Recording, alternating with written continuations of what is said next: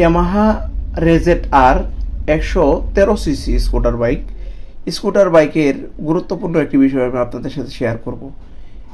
এই যে দেখেন, এটা কিন্তু আপনি বাইক স্টার্ট করলে কিন্তু এই পজিশনটা ঘুরে, বাট এখানে দেখেন গ্রুপ আছে।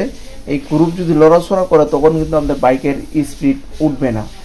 দেখেন আমি যে দেখাইতেছি এবং ফলস হয়ে গেছে। আপনাদের বাইক যদি এমন ফলস হয়ে যায় লং টাইম ইউজ করার পরে, অবশ্যই খুব দ্রুত সময় যে কোনো ইয়ামাহা সার্ভিস সেন্টার থেকে রিপ্লেস করে নেবেন। আমি যে মুভমেন্ট পুলিং সিটের বাটিটা দেখেন আমি গজাইতেছি, এটা আসলে বাইকটি আওয়াজ করার পরে কিন্তু আমি খুব ভালোভাবে খুলে চেক করলাম। দেখেন ভিতরে কিন্তু জং ধরে আছে, বাট অনেকদিন বাইকটা ইউজ করা হয় নাই, কারণ মূলত বাইকের থেকে বিকট একটি আওয়াজ আসতো। আপনি আসলে বাহির থেকে বুঝতে পারবেন না, যেহেতু এটার উপরে একটি কাভার লাগানো থাকে। বাট বাইকের স্পিড উঠে কিন্তু শব্দটা অনেক বিকট। যদি এমন আপনাদের বাইক শব্দ করে, খুব দ্রুত সময় কিন্তু আপনি ইয়ামাহা যে কোনো সার্ভিস সেন্টারে আপনার বাইক নিয়ে যাবেন। বাইকের যদি খুব গুরুত্বপূর্ণ কোনো বিষয়, কোনো কাজ থাকে, অবশ্যই ওনারা কিন্তু আপনার বাইকটা খুব যত্ন সহকারে দেখে দিবে, কাজটা করে দিবে। এই রিলিজ বেয়ারিংটা কিন্তু রিপিট হয়ে গেছে। যদি রিপিট হয়ে যায় কিন্তু বাইক আপনার স্পিড উঠবে, বাট বিকট আওয়াজ করবে।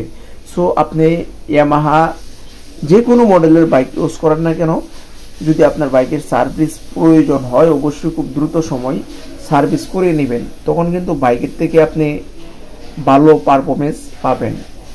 যে কোনো মডেলের বাইক হোক, আপনি কিন্তু ভালো সার্ভিস পাইতে গেলে কিন্তু অবশ্যই আপনাকে নিয়মিত সার্ভিস করাইতে হবে।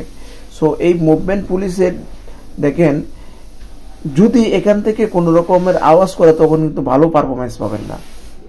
আর অনেকেই রিকোয়ারমেন্ট করেন আসলে স্পিডটা কেমনে ওঠে, কিন্তু চেইন আছে না, এটার কোনো চেইন নেই, এটা কিন্তু অটোটা কেমনে হয় এটা আমি আপনাদেরকে পরবর্তী ভিডিওতে দেখাবো।